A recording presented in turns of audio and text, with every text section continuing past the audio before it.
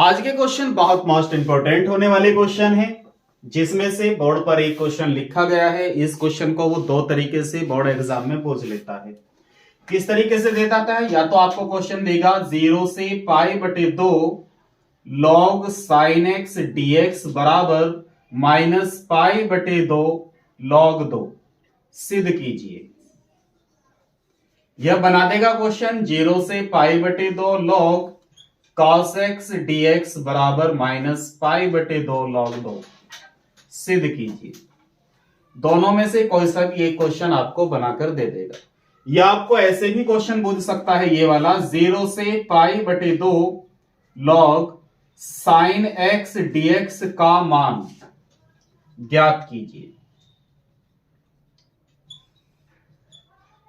Cos के साथ भी पूछ सकता है, 0 से पाई बटे 2 लॉग cos x dx का मान ज्ञात कीजिए। क्वेश्चन एक है, साइन के पदों में है या कॉस के पदों में है, तो क्वेश्चन को इस तरीके से बोझा जा सकता है। चलिए अब देखते हैं इस क्वेश्चन को हल कैसे करके आना है। एक ही तरीका बताई देता हूं मैं आपको। जब ये क्वेश्चन आपका बोर्ड परीक्षा में आ जाए तो आपको बेटा इस तरीके से सॉल्व करना है। इसे मैं आपको सिद्ध करा रहा हूं पहले कि 0 से पाई बटे 2 लॉग साइन एक्स डीएक्स बराबर होगा माइनस के पाई बटे 2 लॉग 2। यदि ये क्वेश्चन आए तो इसके बारे में मैं अभी समझा दूंगा ये कैसे करना है। देखते हैं। हमें सबसे पहले क्या काम करना है, लेट कर लेना है कि i बराबर जो है वो 0 से पाई बटे 2 लिमिट है। ये लोअर लिमिट होती है, ये अपर लिमिट होती है, और ये लिखा हुआ है लॉग साइन एक्स डीएक्स। ठीक है, तो हमने ले लिया i बराबर जो है 0 से पाई बटे 2 लॉग साइन एक्स डीएक्स है, जिसका हम मान निकालने वाले हैं, और उसका मान कितना आना चाहिए, माइनस पाई बटे 2 लॉग 2। सॉल्व कैसे करेंगे बेटा? पहले आप इसमें परगुण नंबर 4 जो हमारी प्रॉपर्टी नंबर 4 है उसे यूज करो। प्रॉपर्टी नंबर 4 क्या थी हमारी कि भाई यदि हमारे पास कोई लिमिट है 0 से a कोई लिमिट है, तो जो फंक्शन में एंगल है वो माइनस हो जाएगा लिमिट में से। तो बेटा अप्लाई करेंगे लॉग, तो पाई बटे 2 में से एंगल को माइनस करेंगे, ये बनेगा साइन पाई बटे 2 माइनस के एक्स, और dx भी है। तो यहां तक बात समझे? पहला स्टेप क्या है इसको क्वेश्चन को करने का, हमें प्रॉपर्टी नंबर 4 का यूज कर देना है, और 0 से पाई बाई 4 या बस ऐसे लिख देंगे प्रयोग से 0 से pi by 4 log sine x dx जो हमें दिया हुआ है, उसमें प्रॉपर्टी नंबर जब हम 4 यूज करेंगे, उसका परगुण नंबर जो 4 यूज करेंगे, तो वो होगा बेटा log sign pi by 2 minus x. या यहां आप डायरेक्ट ऐसे भी लिख के आ सकते हैं, बस प्रगुण से। आप वहां प्रॉपर्टी मत बताओ कौन सी है, क्योंकि बुक में हो सकता है चौथी प्रॉपर्टी हो, पांचवी हो, दूसरी हो, तीसरी हो। किताब वालों ने अपने हिसाब से लिखी होगी, तो आप यहां लिख दो बस परगुण से या यूज प्रॉपर्टी।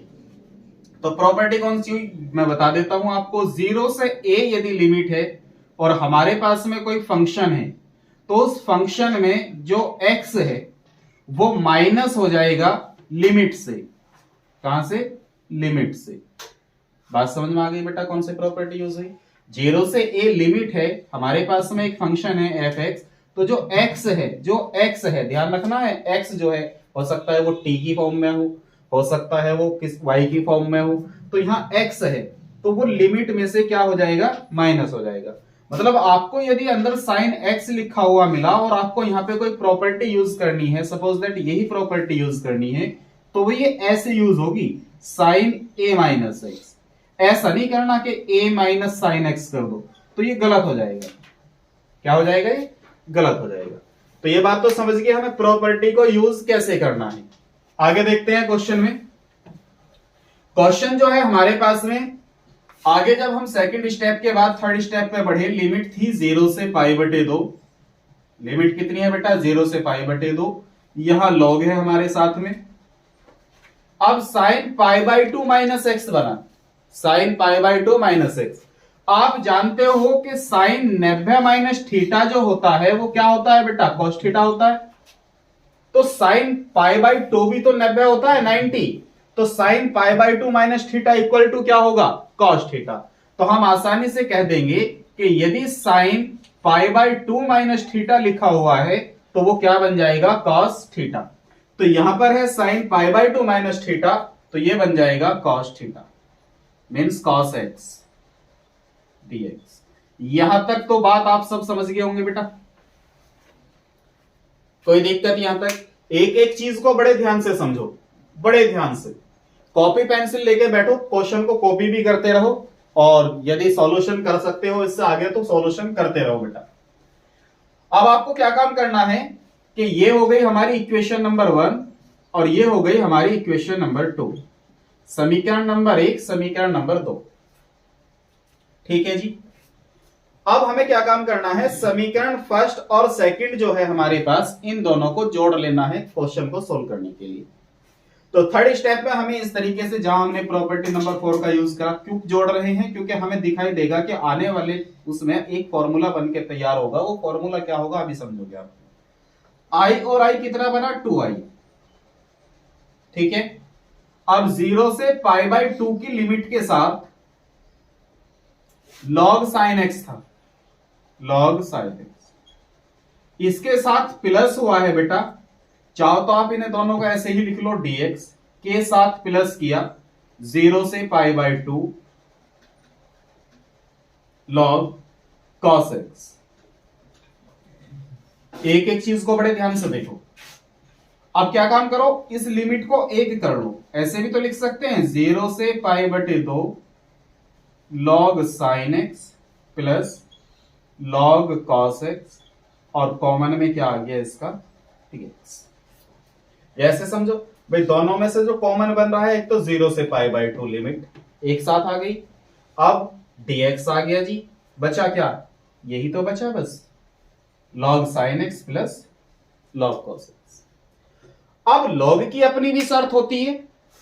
log की अपनी शर्त क्या होती है कि यदि भाई log m plus log n की फॉर्म में कोई भी क्वेश्चन लिखा हुआ है, तो log की ये कंडीशन है कि log उन्हें इंटू में भेज देता है, यानी कि m इंटू n हो जाता है, m इंटू n हो जाता है। तो इसका अर्थ तो ये हुआ कि ये हो जाएगा log sin x into cos x। तो आसानी से कर दो, 0 से π/2 log sin x into cos x dx। अब यहां से आगे थोड़ा ध्यान से देखो बेटा, क्वेश्चन को थोड़ा सा ध्यान लगाना है कि यह है log sin x into cos x। Directly अभी कोई फॉर्मूला नहीं बन रहा है, लेकिन यदि हम यहां 2 की इंटू कर दें तो यह बन गया 2 sin x into cos x। अब यदि 2 की इंटू की है तो 2 डिवाइड में भी आना चाहिए, क्योंकि हम जितने से गुना करते हैं उतने से भाग करते हैं। तो अब ऊपर एक फॉर्मूला बन गया 2 sin x into cos x बराबर sin 2x। 2 sin x into cos x बराबर sin 2x। तो ये फॉर्मूला बना बेटा sin 2x का, क्योंकि हमने एक फॉर्मूला पढ़ा था कि भाई sin 2 थीटा जो इक्वल होता है वो 2 sin theta into cos theta होता है। ध्यान से समझो एक एक बात को, कौन सी चीज कहां से बन रही है। sin 2 थीटा का फॉर्मूला क्या होता है, 2 sin theta into cos theta. तो 2 sin theta into cos theta को cos 2 थीटा लिखा जा सकता है। तो मीन्स ये हुआ कि भाई 2 sin x into cos x को sin 2x लिखा जा सकता है। लिख दो 2i बराबर, यहां देखो आगे 0 से π/2 लिमिट है हमारे पास, और ये बना log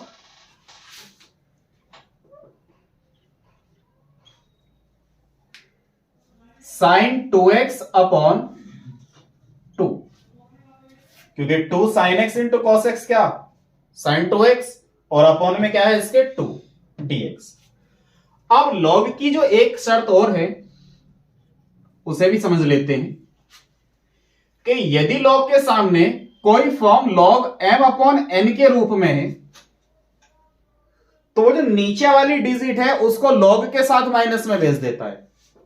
तो ये हो जाता है बेटा log m माइनस के log n। पढ़ा होगा आपने पहले कि log m अपॉन n बराबर हो जाता है log m minus log n।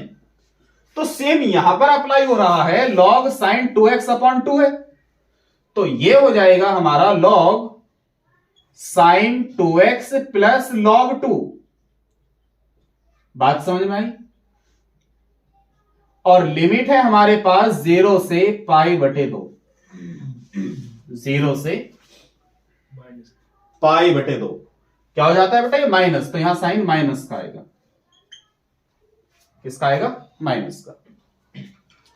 तो 2i बराबर हो गया 0 से pi by 2 log sin 2x minus log 2। Minus क्यों आया? क्योंकि बटे वाली चीज को कहां भेजता है बेटा? वो माइनस में भेजता है। अब क्वेश्चन को थोड़ा और आगे लेके चलते हैं।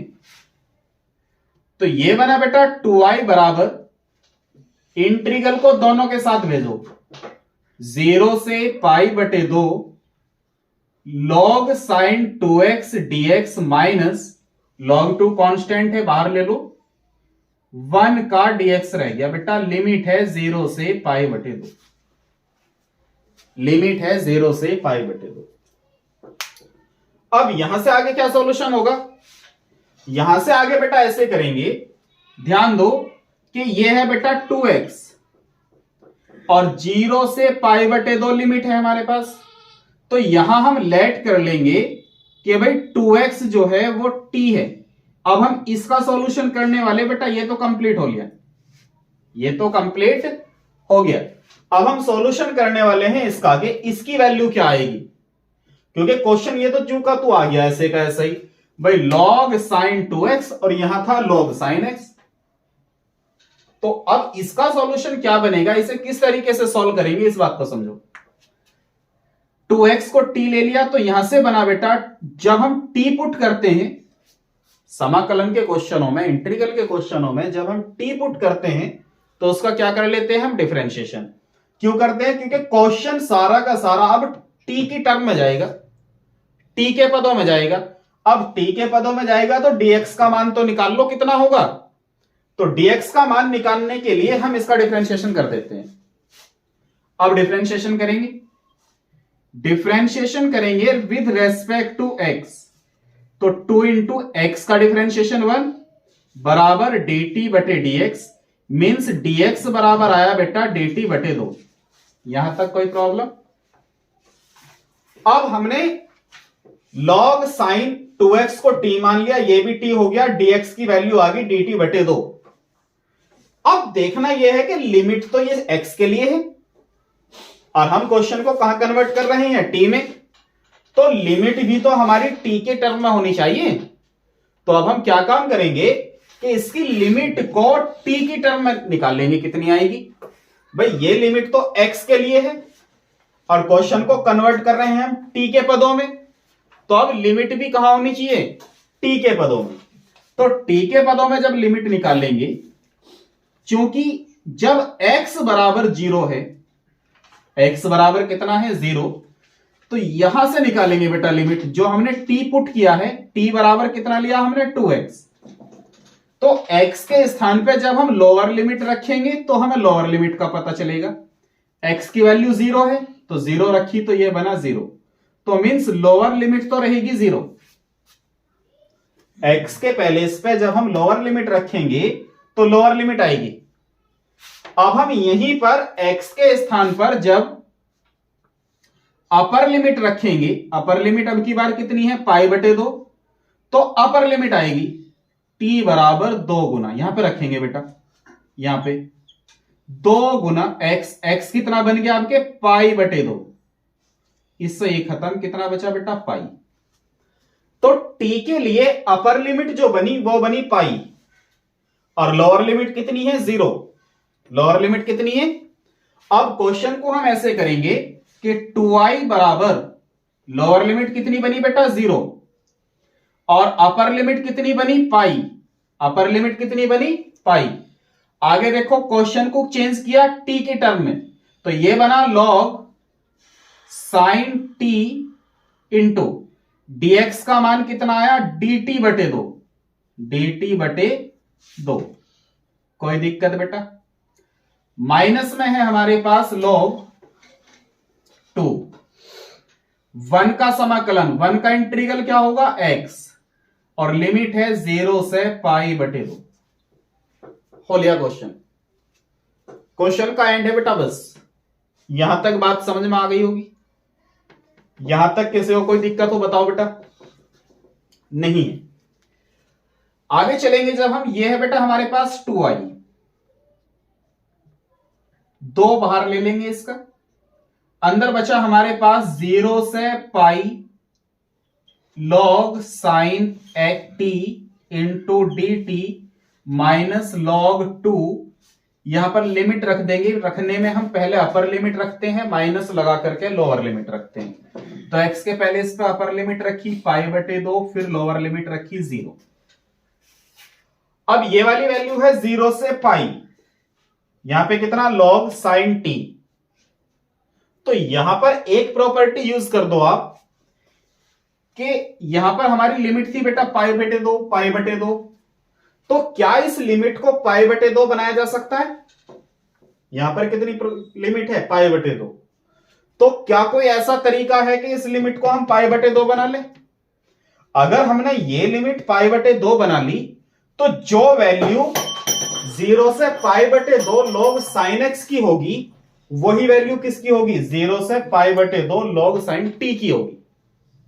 क्योंकि भाई लिमिट तो सेम हो गई ना, हम इसका सॉल्यूशन करें या इसका सॉल्यूशन करें, दोनों का आंसर तो एक ही आएगा ना, क्योंकि लिमिट सेम हो जाएगी। तो इसका तरीका यह है, यहां पर भी बेटा एक प्रॉपर्टी यूज कर दो कि यदि हम यहां 2 की गुना कर दें, कितने की गुना कर दें बेटा?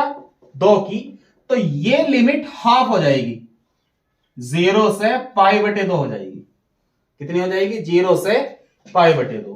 यहां कितना है हमारे पास? log sin t into D T minus के log 2, और यहां है बेटा π/2। यहां तक कोई दिक्कत किसी को नहीं? 2 से 2 बेटा कैंसिल हो गया, 2 से 2 क्या हो गया? कैंसिल। आगे का सॉल्यूशन बेटा यहां देखते हैं, इधर है स्पेस, इधर ही 2i बराबर लिमिट है 0 से π/2, 0 से π/2, फिर है sin log sin t into D T, और क्या है हमारे पास? माइनस के π/2 log 2, माइनस के π/2 log 2। क्लियर बात समझ में आ रही है यहां तक? अब बेटा क्या हुआ कि ये चीज बन गई आपकी i, ये क्या बन गई? i। अब यहां ये समझो ये i क्यों है? ये तो t की टर्म है और ये x की टर्म है, तो ये i क्यों होगी?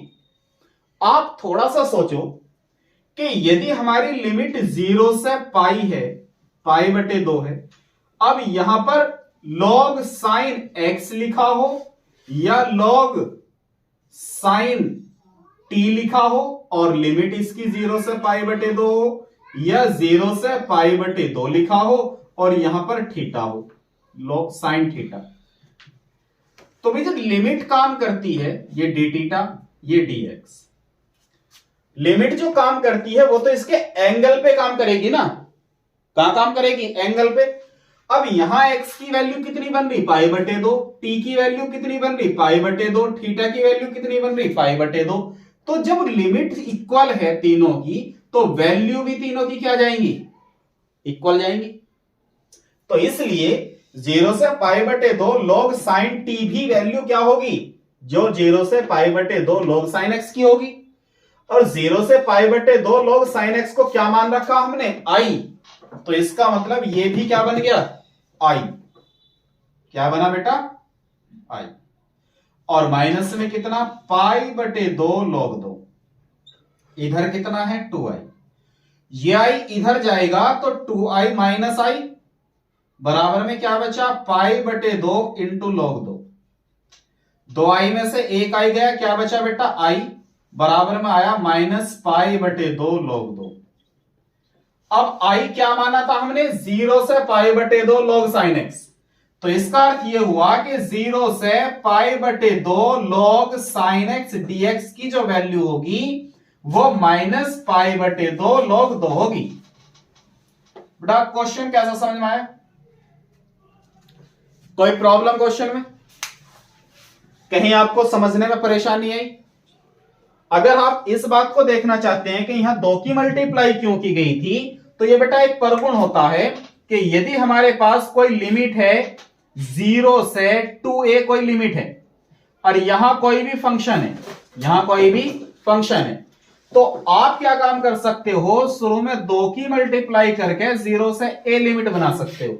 मतलब इस लिमिट को हाफ करने का परगुण है ये, इस लिमिट को हाफ करने का परगुण कि 2 की गुना करो, ये बना fx dx।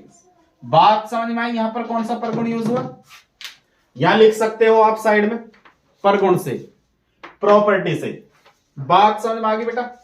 क्वेश्चन बहुत अच्छे से समझ में आ गया होगा। आप क्वेश्चन को कॉपी कर सकते हैं, बाद में इसकी प्रैक्टिस करो, काफी अच्छे तरीके से प्रैक्टिस करो, क्वेश्चन बहुत इंपॉर्टेंट है। अब यदि क्वेश्चन आ जाता है आपका कॉस की फॉर्म में, किसकी फॉर्म में? 0 से π/2 log cos x dx, तो बिल्कुल सेम ऐसे ही करना, बिल्कुल सेम ऐसे ही, एक भी डिजिट में बदलाव मत करना। जब आप यहां log cos x लोगे, तो cos x लोगे तो फिर लिमिट भेजोगे, प्रॉपर्टी यूज करोगे, तो फिर ये π/2 x होगा, तो cos कहां चेंज हो जाएगा? फिर साइन में। अब यहां cos है, यहां साइन है, दोनों को प्लस करोगे, फिर प्लस हो जाएंगे सेम, साइन और cos क्या हो जाएंगे? दोनों प्लस। तो यहां के बाद बिल्कुल सेम क्वेश्चन बन गया ना। फिर भाई अगर cos देगा तो सेम ऐसे ही करो, तो cos कहां चेंज हो जाएगा? साइन में। अब साइन दिया है, सेम किया, तो कहां चेंज हो गया? cos में। आ गई बात समझ में? तो इस क्वेश्चन को बेटा अब अपने आप सोल्व करो सेम इसी तरीके से। देखते हैं कोई नया क्वेश्चन। क्वेश्चन बहुत ही बेहतरीन है बेटा। जो अभी मैंने आपको क्वेश्चन कराया है, कुछ उसी तरह की कंडीशन इस क्वेश्चन में बन जाएंगी सेम। इसीलिए मैं ये क्वेश्चन लेकर के आया हूं कि सेम क्वेश्चन है उसी तरीके का, लेकिन आपको बहुत डिफरेंट दिखाई दे रहा होगा अभी, लेकिन इसे उस कंडीशन में पहले हम चेंज करते हैं। आप लोगों ने जब समाकलन पढ़ा तो आपको बताया गया कि भाई यहां हमें 1 + x² वाली फॉर्म मिलती है, 1 + x² वाली फॉर्म मिलती है, चाहे वो नंबरेटर में हो चाहे डिनोमिनेटर में हो। तो यहां से हमें क्या काम करना है? x के स्थान पे एक वैल्यू पुट कर लेनी है। और वो वैल्यू क्या बताई थी आपको कि भाई लेट कर लेना है फौरन कि x बराबर जो होगा वो tan थीटा होगा। x बराबर जो होगा वो कितना होगा? tan थीटा होगा। अब आपने क्या काम किया भाई? x बराबर tan थीटा, क्योंकि आपका क्वेश्चन बनता है बार बार कि हम tan ही क्यों रखते हैं, लेकिन आपको मैंने 2-3 कंडीशन कहीं लिखवा रखी है कि हम साइन कहां रखते हैं? 1 - x² वाली फॉर्म जहां आती है। कभी कभी वहां cos भी रख देते हैं हम, वो हम क्वेश्चन देखते हैं कि क्वेश्चन किस कंडीशन का है। तो हमने क्या काम किया बेटा? लेट किया x बराबर जो है वो tan थीटा है, क्योंकि यहां एक फॉर्म थी 1 + x² वाली, तो x बराबर tan थीटा लिया, तो इसका डिफरेंशिएशन भी होगा। तो जब हम इसका डिफरेंशिएशन करेंगे तो ये बन जाएगा x dx, x का तो 1 हो जाएगा डिफरेंशिएशन, tan थीटा का sec² theta into D theta upon dx, तो dx इधर गया, dx बराबर हो गया बेटा sec² theta into D theta. यहां तक तो किसी को कोई दिक्कत नहीं है। डिफरेंशिएशन हुआ बेटा इसका विद रेस्पेक्ट टू x के लिए। x बराबर tan थीटा लिया, डिफरेंशिएशन किया, क्योंकि जब हम इसे किसी चीज को लेते हैं, लेट करते हैं, तो उसका डिफरेंशिएशन करते हैं किसकी वैल्यू फाइंड करने के लिए? dx की वैल्यू फाइंड करने के लिए, क्योंकि हम सारा क्वेश्चन कहां कन्वर्ट करने जा रहे हैं? थीटा में। अब थीटा के पदों में हम क्वेश्चन को चेंज कर रहे हैं, तो थीटा के ही हिसाब से हमें लिमिट देखनी पड़ेगी। तो अब हम इसकी लिमिट देख लेते हैं बेटा, कि पहले हम लोअर लिमिट कर चेंज करेंगे कि यदि x बराबर हमारे पास 0 है और x बराबर है हमारे पास में tan थीटा, तो लोअर लिमिट भी क्या होगी? x के पहले इस पे 0 बराबर tan थीटा, तो 0 तो tan 0 का मान होता है, तो थीटा की वैल्यू कितनी बनी बेटा 0। तो लोअर लिमिट का तो हमें पता लग गया 0 रहेगी। अपर लिमिट देख लेते हैं कि यदि x की वैल्यू इंफिनिटिव है, x की वैल्यू कितनी है इंफिनिटिव है, तो x के पहले इस पे क्या जाएगा इंफिनिटिव, बराबर में कितना है tan थीटा। इंफिनिटिव 10 में किसकी वैल्यू होती है tan π/2, tan 90। तो ये बना tan π/2 इक्वल में कितना बेटा tan थीटा। tan से tan गया, थीटा की वैल्यू कितनी आई π/2। Upper limit π/2, lower limit 0। Question हल करना शुरू कर दो। लोअर लिमिट 0 है, अपर लिमिट कितनी है बेटा π/2। क्वेश्चन क्या था हमारे पास में लॉग, क्वेश्चन को कॉपी कर लेना है पहले आपको, उसके बाद ही हल शुरू करना है इसका। 0 से π/2 लॉग x कितना है बेटा tan theta plus 1/x, x कितना है tan थीटा, dx कितना है sec स्क्वायर थीटा इंटू में d थीटा बटे 1 प्लस x कितना है tan स्क्वायर थीटा। यहां तक वैल्यू रख ली, किसी को कोई दिक्कत हो, कोई प्रॉब्लम नहीं है। आगे बढ़ेंगे बेटा, 0 से π/2 log tan theta plus 1/tan क्या होता है cot into sec square theta upon 1 plus tan square theta क्या होता है sec स्क्वायर थीटा। पढ़ा है त्रिकोणमिति में कि 1 plus sec square theta 1 plus tan square theta is equal to tan theta. Formula कौन सा होता है ये sec square theta minus tan square theta is equal to 1। tan इधर गया तो sec स्क्वायर थीटा बराबर 1 प्लस के tan स्क्वायर थीटा। तो 1 प्लस tan स्क्वायर थीटा की वैल्यू कितनी है बेटा sec स्क्वायर थीटा। तो 1 प्लस tan स्क्वायर थीटा के पहले इस पे sec square theta into d theta, sec से sec। आगे बढ़े, 0 से π/2 लिमिट है हमारे पास log tan theta plus cot theta into d theta रह गया। अब ये क्वेश्चन आपने एक बार पढ़ा है, सेम यही क्वेश्चन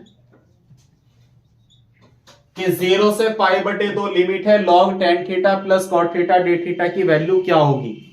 यहां से भी क्वेश्चन बन के आ जाता है, इतना ही केवल ये देखो बेटा। क्वेश्चन यहां से शुरू किया, क्वेश्चन ये भी बन के आ सकता है। अब इतना सॉल्यूशन, इस क्वेश्चन को कैसे सोल्व करेंगे हम, ये लाइक है के क्वेश्चन ये भी बन के आ सकता है। आया भी है एक बार बेटा ऐसा क्वेश्चन बन करके, आप जब अनसोल्व्ड पेपर खोल के देखोगे उसमें मिलेगा ये क्वेश्चन जरूर। 0 से π/2 log tan theta plus cot theta d theta. बस यहाँ पे थीटा के पहले इस पे x रखे हुए थे, बात तो एक ही है क्योंकि लिमिट तो एंगल के लिए होती है ना, तो वैल्यू सेम आएगी। तो अब इस क्वेश्चन को कैसे सोल्व करेंगे बेटा, tan थीटा cot थीटा को sin cos के पदों में चेंज कर लो। अब sin cos के पदों में चेंज करेंगे तो ये बना 0 से π/2 log sin थीटा बटे cos थीटा, और cot को लिख सकते हैं cos थीटा बटे sin theta into d theta. Sir आपने sin cos में क्यों चेंज किया इसे, क्वेश्चन बनता है बेटा। ये इसलिए करा रहा हूं sin cos में चेंज क्योंकि मैं अभी एक क्वेश्चन करा के आया हूं आपको 0 से π/2 log sin और 0 से π/2 log cos, ताकि मैं इस क्वेश्चन को उस कंडीशन में ले जा सकूं जो मैं अभी सिखा के आया हूं। तो अभी देखेंगे, आगे बढ़ेंगे क्वेश्चन को लेकर के, दूसरे तरीके से भी कराऊंगा फिर मैं इसे। 0 से π/2 लिमिट है हमारे पास, 0 से π/2 लिमिट है। इधर एलशियम लेंगे, एलशियम क्या बनेगा इसका cos theta into sine theta, cos theta into sine theta. Sine की मल्टीप्लाई गई साइन स्क्वायर थीटा, cos की मल्टीप्लाई गई cos स्क्वायर थीटा। तो ये बना बेटा sine square theta plus cos square theta, और बाहर क्या है बेटा d थीटा। यहां तक कोई दिक्कत नहीं है। आगे बढ़ते हैं, लिमिट है 0 से π/2 log sine square theta plus cos square theta is equal to 1 upon में कितना है हमारे पास log cos theta into sine theta. Into में कितना है बेटा डी थीटा। आपको सिखाया गया था कि यदि log 1/x कहीं मिलता है तो माइनस लगा करके log x कर दो, या ऐसा बताया गया था log m/n की फॉर्म में अगर मिलता है और हमें ये चेंज करने हैं तो माइनस लगा करके log n/m किया जा सकता है। और ये बात आपको 101% वहां तो बताई गई होगी जब एक फॉर्मूला था हमारे पास log sec x को sec x को cos कैसे करेंगे, माइनस लगा दो log cos x हो जाएगा। क्यों करते थे? क्योंकि sec को लिख देते थे हम 1/cos x और ये चेंज हो जाता था माइनस लगा करके। तो यदि log m/n की सीरीज मिलती है हमें और हमें इन्हें चेंज करना है तो माइनस लगा दो, इनके एंगल हम चेंज कर सकते हैं। तो यहां क्या होगा बेटा, माइनस लगाया 0 से π/2 और ये ऊपर चला गया log cos theta into sine theta. ये कॉन्सेप्ट ऐसे भी क्लियर ना हुआ हो तो इसे ऐसे भी समझ सकते हो बेटा कि हमारे पास था 1/cos theta into sine theta, इसकी सारे की पावर कितनी है 1, यहां क्या है log। क्लियर? आप इसे ऊपर लेके जाओगे तो ये क्या बनेगा, log cos theta into sine theta की पावर -1, और log अपनी पावर कहां ले आता है शुरू में, तो कितना बना माइनस के log cos theta into sine theta. बात समझ में आ गई बेटा माइनस की? माइनस कैसे कैसे है, आगे बढ़ते हैं। log के गुना में जो होते हैं वो कहां भेज देता है उन्हें, प्लस में, क्योंकि हमने पढ़ा है कि log m इंटू n बराबर होता है log m प्लस के log n। यस या नो? पढ़ा है बहुत अच्छे से। तो इन्हें हम कहां भेज देते हैं, प्लस में भेज देते हैं। तो ये बना बेटा 0 से π/2 log cos theta plus log sine theta. अब क्या काम करते हैं, इन दोनों का इंटीग्रल भी अलग अलग भेज दो। 0 से π/2 log cos theta d theta plus 0 से π/2 log sine theta d theta. अब देखो बेटा, क्या हम दोनों क्वेश्चनों को सोल्व किया था पहले क्वेश्चन में या नहीं? अब क्वेश्चन को ज्यादा लंबा खींचने की जरूरत नहीं है क्योंकि हम जानते हैं इनकी वैल्यू क्या होती है, क्योंकि क्वेश्चन ऊपर से ही बहुत लंबा होके आ रहा है। ज्यादा बड़ा करके आने की जरूरत नहीं है कि अब तुम इसे सोल्व करो फिर इसे सोल्व करो फिर इनकी वैल्यू रखो, तो क्वेश्चन बहुत लेंथी हो जाएगा। तो मैंने ये क्वेश्चन बेटा इस टाइप से इसलिए कराया है ताकि आपको यह आभास हो जाए कि जब कहीं क्वेश्चन में हमारी ये कंडीशन बन के आ जाएगी तो हम इसकी डायरेक्ट वैल्यू रख सकते हैं। और इसकी वैल्यू क्या होती है, क्या होती है बेटा इसकी वैल्यू, -π/2 log 2, अभी तो की थी। और इसकी भी क्या होती है, -π/2 log 2। कोई दिक्कत बेटा, यहां तक बात समझ में आ गई होगी आपकी। अब π/2 कितना हुआ, 2π/2, एक माइनस हमारे पास बाहर है तो ये बना -2 गुना π/2 log 2। 1 π/2 log 2, 1 π/2 log 2, एक अरे कितना हो गया 2 π/2 log 2, 2 से 2 माइनस के अंदर इंटू करेंगे, आंसर कितना आया माइनस माइनस प्लस π log 2। तो इस क्वेश्चन का यही क्या है बेटा फाइनली आंसर है। मैं उम्मीद करता हूं क्वेश्चन आपको बहुत अच्छे से समझ में आ गया होगा। मिलते हैं अब हम आपसे इसी क्वेश्चन का सॉल्यूशन लेकर दूसरे तरीके से आने वाली वीडियो के साथ।